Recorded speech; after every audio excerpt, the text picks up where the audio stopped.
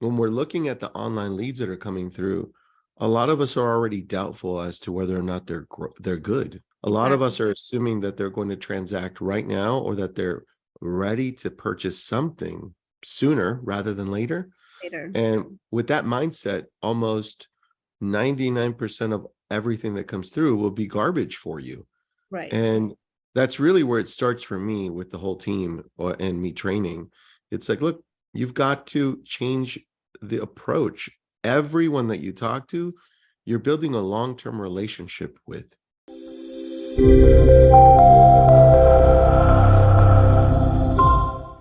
All right, let's get to it, everyone. We're going to be talking about online lead conversion. And I think that is all of our specialties here, which is great. Like, this is the topic we could probably talk about the whole day, and all four of us would have a lot of great things to say on this one. We should run a whole virtual event just on online lead conversion. Oh man, I'd so be in on that.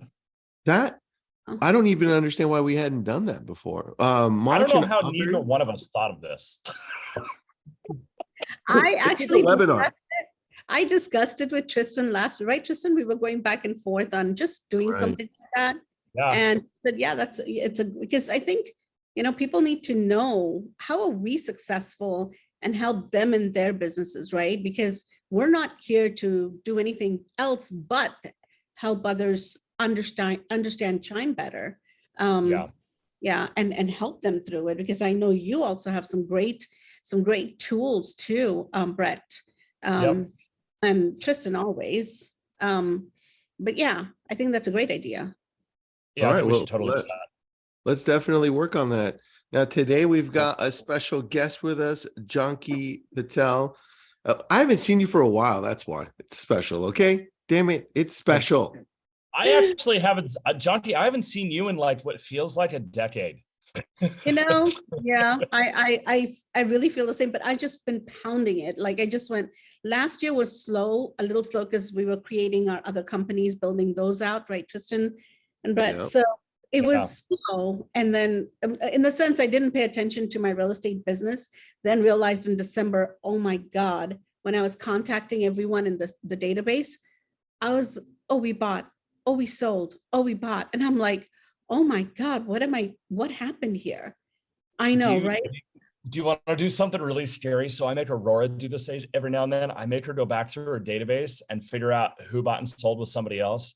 Dude, she did that one year and she lost out on like $300,000 in commission. Minus $957,000. Oh, Janki. I fired my staff, whoever was working with me, my database managers, my ISAs. I was like, see you guys. I had to rebuild Tristan and Brett. You know who did? Janki. You know who you said you're in San Diego right now? Interesting. I need to bring you a drink. Yeah. I'm going down to the hotel. And then we'll get into the conversion here, because one of my top agents, his name is Luis Robledo. He works at Douglas Elliman, and he's the guy that sold Matthew Perry. He sold his house on the beach. I remember that. Sweet. So he came back a few years back. He was off of real estate for like a year, and he came back. He jumped into the CRM, and then he started calling everyone. And then maybe like 3 months later, he's like, Tristan, I'm super pissed. I'm like, what happened? He's like, I have been tracking everyone that bought a house while I was gone, and it totals over $800,000 in commission. And ever since then, the guy's like on it. I'm like, wow, it was such a big light bulb moment for him. Yeah. So I get it. True. It just broke. I broke my heart. End of December. In fact, January 1st week, I found out, and I think I spoke to you about this, Tristan. I was crying. Like, what did I do? I neglected my business, my bread and butter. And all these leads were coming in, and I was blaming the leads. Anyway, I learned from it. And ever since then, I have just been pounding the pavement. And so far we are pending, I think, on 15 transactions, just 2023, 15 and 9 are closed. So and I'll share all the numbers with you, but it just goes to show when you neglect your database, what happens, right, guys? And Yeah. that's why I want to do this, is that, that is our true bread and butter, honestly. So It's your true Brett and butter. I love that. Brett. I heard the word Brett, so I had to add that in there. Do you know how often I hear my name in a bakery? Like, come on, Brett Baker. Do you know how many times I hear that every day? I'll be walking by a bakery, someone's like, bread. I'm like, what? That's so funny. Your antennas go up. Guys, right? Like the dog from Up. Let's get into this. We had one quick question about what we showcased a couple of weeks ago when it came to Trenton building out our blogs. We'll show a little bit of that. Remember, ChatGPT, GPT-4 is out. Just go to OpenAI, awesome. Switch it up. I'm paying for it. It's $20. And then it's extremely more extensive. I was texting. No, I was texting with Trenton last night. I said, what site do I go to plug in the code to build Pong? Because I think I figured it out. And so that's what we were trying to build out last night. But see, I'm so lost in this game.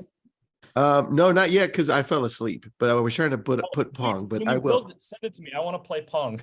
I'll do it. All right, Janki, where do we start with it when it comes with online lead conversion, Chime, Google PPC, Facebook lead ads? Where do we start with online leads coming through? I'm just going to talk to you guys really quickly about, online lead generation and conversions. First three things I always say, and you guys will agree to this, is structure, right? We always want to know what our structure is. We always want to make sure what are our three basic foundations. And for me, those foundations are basically talking to our leads in a way where we build a relationship and we stay focused on building the relationship, right? So most of the time, I always try to ask, what is that, and how do I build that foundation? Well, that is coming from contribution. You always want to come from contribution, right? Brett, help me out here because I'm still trying to find my my presentation here. But talking to people, coming from contribution, sharing market reports, really focusing on what's more important to them rather than me, because I'm not the center, right?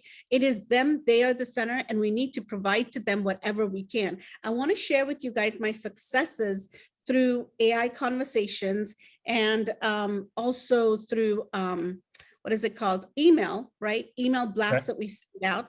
I think that the key to this is, though, when we're looking at the online leads that are coming through, a lot of us are already doubtful as to whether or not they're good, right? Right. Because we're looking at it with the wrong set of eyes. A lot of us are assuming that they're going to transact right now, or that they're ready to purchase something sooner rather than later. And with that mindset, almost 99% of everything that comes through will be garbage for you. Right. And that's really where it starts for me with the whole team and me training. It's like, look, you've got to change the approach. Everyone that you talk to, you're building a long-term relationship with, because if they don't buy, somebody in their family or friends will buy in the next 10 years. I'm not in it for a year in this business. Brett's not in it for a few months. Neither are any of you. We're in this for very, very long term, and we need to treat our clients this way so our CRM resembles it, right? Exactly. Right. Yep. And I think most of the time we forget the foundation of it all. We forget the foundation. We forget that this is basically something that we need to pay more attention to in terms of conversations, and not only focus on the conversion side of things. So I just sent it to you, not Tristan, but I sent it to you, Monch. So Monch, if you can just, I don't have his number here. No problem. Okay, Monch, so dump it in the chat here and I'll open it up. Perfect. So three structures, which is conversations, conversions, and closings, right? Those are the three things that I focus on. And then, of course, my database, which is my pipelines, my tags, my groupings. I have to organize all of that. And then sometimes we wonder, like, how do we organize that? And how do we create different smart plans? I know Brett Baker is amazing at different smart plans, but what I do is I create one-time smart plans as well, guys. And those are basic conversations and scripts that I take from my my success stories that I've had, right? So I add those into a smart plan and I build it all out. And then I create different newsletters. I have my team, not me, create different newsletters, like not only what I've just sold, what's pending, what's coming soon, all of that good stuff, but I give them market update reports, you guys, and that has gone so awesome. Market update reports, newsletters, in the form of, we don't just steal, we give credit to the source. And the sources are KCM, Altos Research, market update reports from Chime, within Chime as well. So, and then of course, setting up the AI. I love AI, you guys. They do amazing because we do have a full-time person that's monitoring those as well, right? The conversations and all that good stuff. And then basically outbound calls, like obviously the ISA and the admins, and then of course, at the end, us. I always say, build your relationships with the leads, asking them the right questions, you guys. I think a lot of people make a big mistake going straight into asking them, hey, are you looking to buy or sell or invest in real estate? I don't think that's the right way to do it. I think it's always asking them questions coming from contribution. And when I say asking questions, once you look at the presentation, you'll see I talk about keywords, like just out of curiosity. And so just so I understand, repeat what they just said to you, right? Those are the keywords that I really, if they're very shut off, how do you get them to open up to you? Talk about something different. So I just want to know where you're located at. There you go. So we're on slide 4. Basically, there you go. So we're talking about tonality. We're talking about confidence in your in the way you're talking to your lead. And the first initial time you call them, they're not going to be very open with you. They might even just hang up, right? But how do you stay focused on asking them and continuing the conversation? That is so important.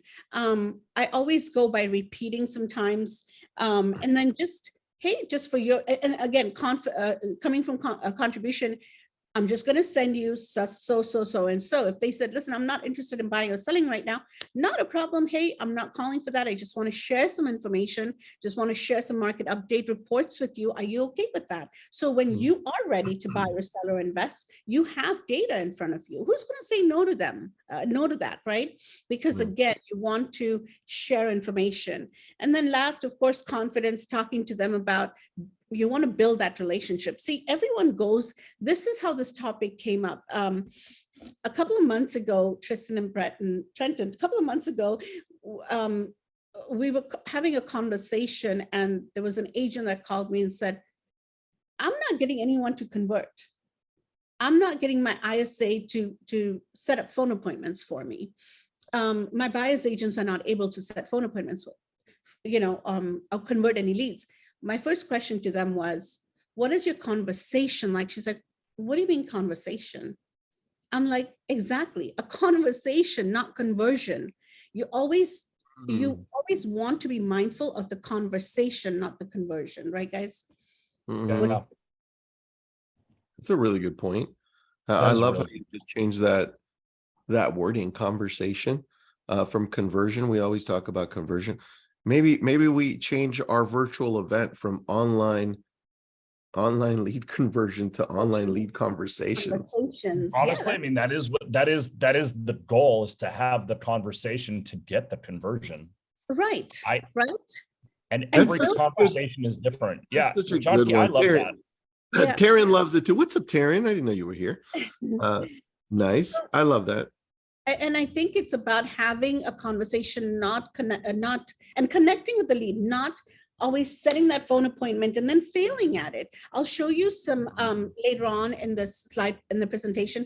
You'll see the registration date and when we converted that lead, guys. It's like 6 months, 1 year. It's a slow process. So next slide, please. You'll see what I mean by that. So like I said, consistent lead generation, consistent lead follow-up, and consistent conversations. I didn't say consistent phone appointments or learn how to set that phone appointment. No, that's not what I'm saying. What I'm saying is, how do you achieve the highest success? And that is to be consistent. How much do we preach about being consistent, guys, right? We're always saying, if you're not consistent in your lead follow-up, you're not going to have a closing two in the next 30, 60, 90 days, right? So again, we tend to forget as realtors that we're in the relationship business. We're not in the conversion business or close business. Yeah, a lot of people talk about close, hard sell. No, you're going to lose.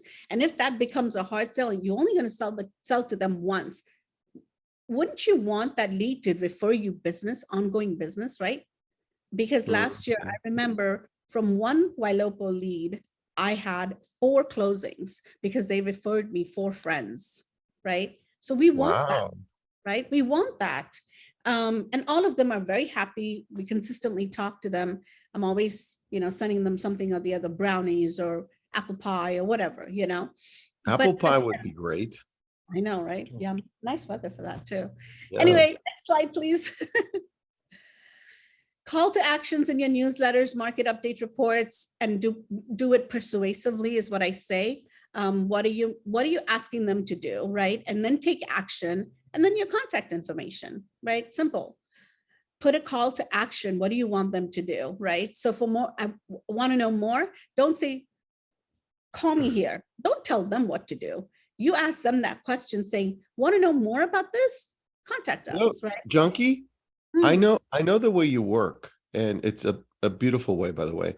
I would challenge you to change the word persuasive to inspire, because you inspire people to take action. Oh, thank you. That's a good one. Inspire. Okay. I'll make a note of that. Tristan is opening his new editing company. He just hasn't talked about it yet. Yes, Tristan. That's so my new nickname for you is Thesaurus. The Baker Publishing Company. There you go. Thesaurus. Okay, so next one, guys.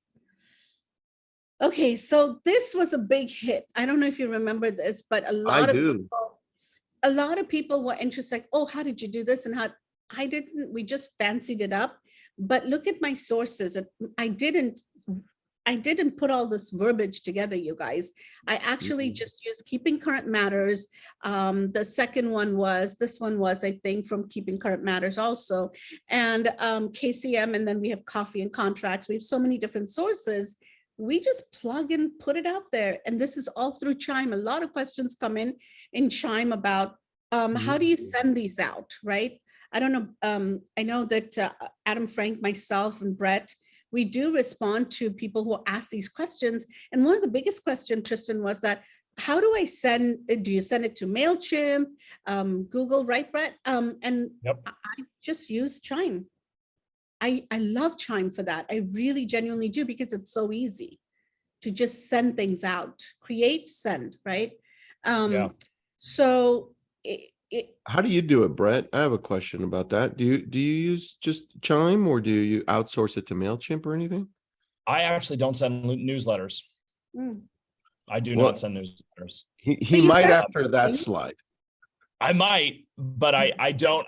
I stick with strictly property information and stuff like that.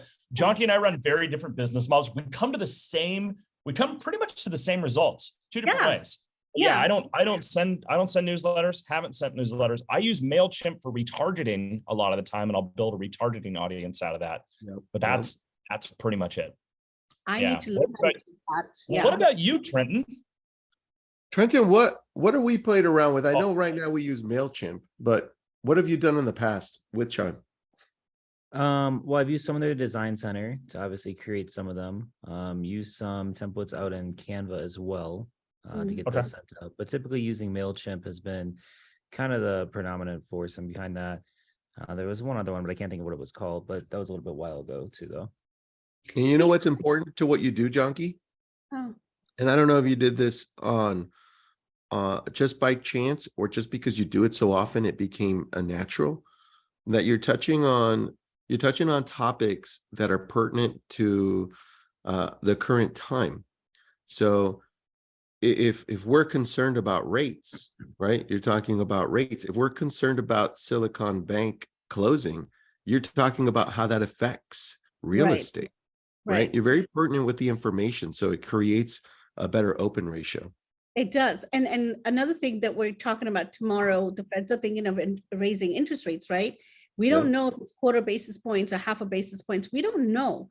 Or, are they even thinking of dropping the interest rates because of 2 bank closures, right? So when we send out hot off the press kind of newsletters, you guys, it is just crazy. Like my open rates will be 78%, 70%, 68%. I mean, it's crazy. So I think people, and I'll show you another slide, people always want to know what's going on in the market.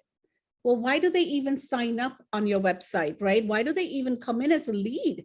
They're a little bit of inkling of, they have a little bit of inkling of, I want to know about the market. I'm not maybe ready to buy or sell or anything right now, but I just want to know.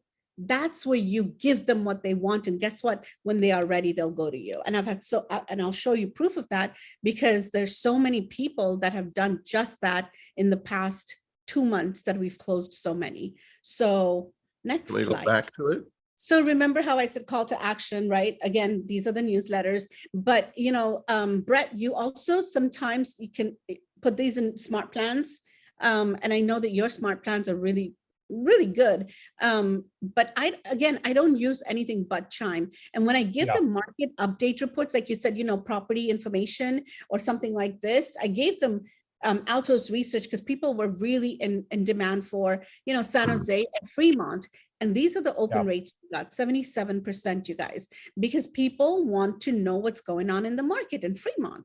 Like, it's interesting, Janki, your area, specifically Silicon Valley, you're going to have a lot more people that are analytical.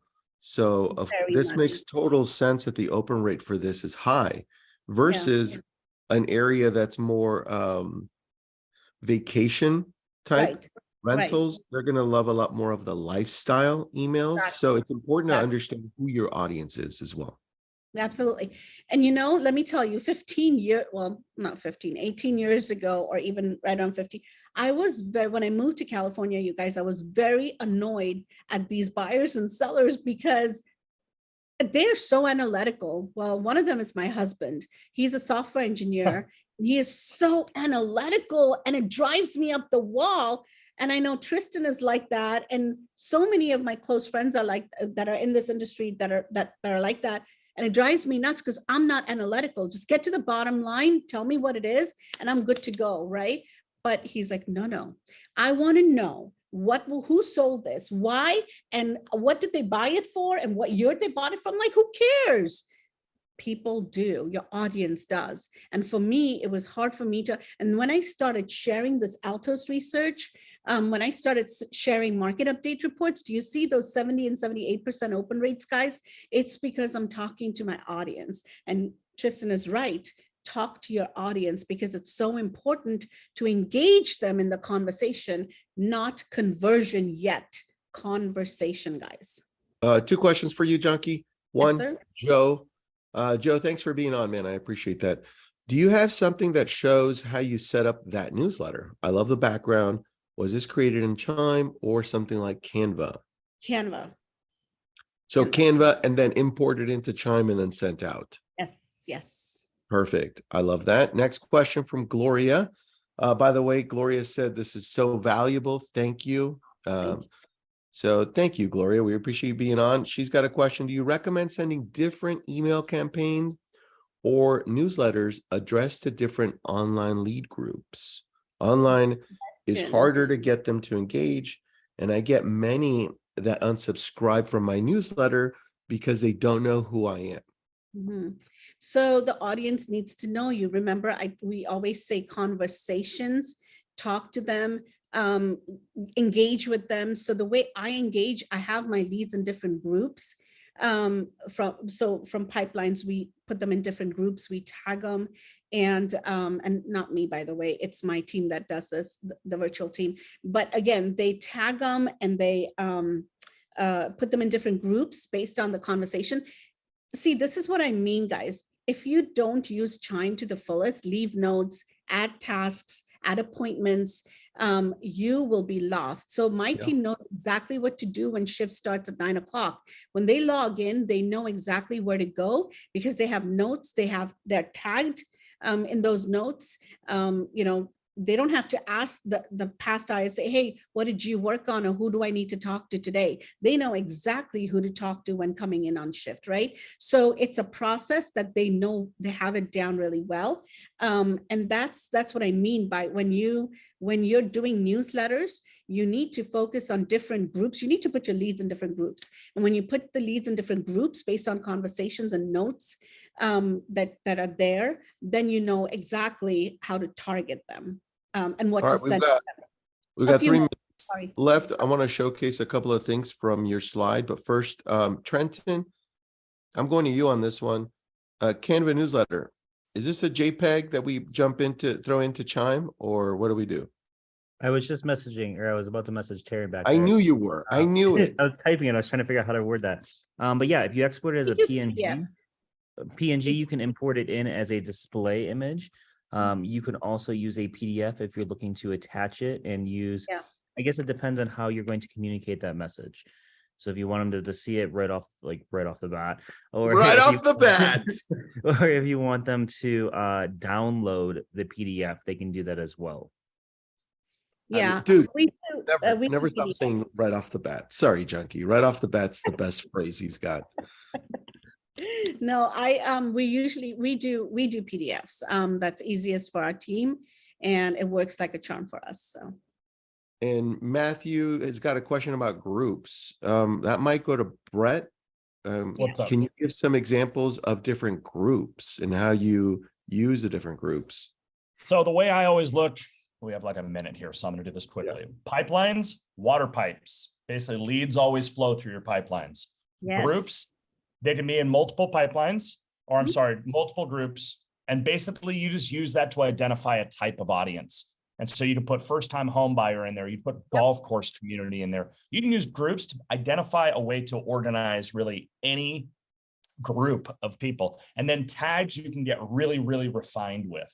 Yeah. So when it comes to past clients, would you put them as a tag, you personally, or would you put them in a group? So I'll tag them, but I'll tag them what they were a past client for. That's number one. And then number two, I will put them in their own pipeline called past clients.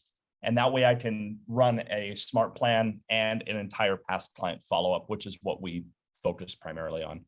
I like it. Okay, last slide, because it was impressive, Janki. I want to know, what the hell is this? Email accountability. This is what I wanted to share with you guys. I wish I had more time, but all the people, like the rest of the deck will show you when they registered and when we converted them. This one from January to March, you can see so many people were interested in the market update report. 90% opened. Not even close. There you go. Look at the property reports versus market. People know your audience, and we have nailed down who our audiences are. And this is what they look for. But look at newsletters and smart plans, only 41%, but market update was 90%. You guys. I mean, look, I'm going to be here. Look, in reality, these are amazing numbers. But the fact that you have a 90 and a 56 just outshines the amazingness of that as well. And again, talk to your audience. It's not about conversions all the time. This is what I want to say. It's about conversations building up to conversions. All right, Janki, how do people get a hold of you to ask more questions, or or to hire a VA, a virtual assistant, to do this for them, or whatever? How do people get a hold of you? Lorena's typing it all up. And, we also, we'll talk about it at our virtual event, what we have, but there you go. Perfect. I love that. Brett, how do people get a hold of you if they have questions? The easiest way is you can text me 562-553-8300. Or just Google Brett Baker. No, it's Brett at brettbakercoaching.com. There you go. So simple to remember. And Trenton, how do people get a hold of you? They can find me on LinkedIn. You're sending everybody to LinkedIn now. I love it. Yes, yeah, definitely. I love that. Smart move. Baker is so easy to remember. B-R-E-T-T, Baker. Come on, who doesn't love cookies and croissants? Baker. And I do love cookies and croissants. Don't we all? Come on. The downside though is for the last name, people expect you to be able to bake. And for the record, I can. Dude, Oh, Brett, college. you know what? Brett, you're gonna have to change that barista background coffee place to a bakery. To a bakery? okay? Bakery. Bakery. Yes, And have it say the bakery. a bakery. By You Brett know, Baker. I'll be on Mid-Journey here in about an hour. Ah! All right, everybody. You know what? Every time we do this, I feel happier at the end, guys. So thank you. Me too. I appreciate you guys. Bye, guys. Thank you so much. Bye, See you everyone. guys. Thanks, guys.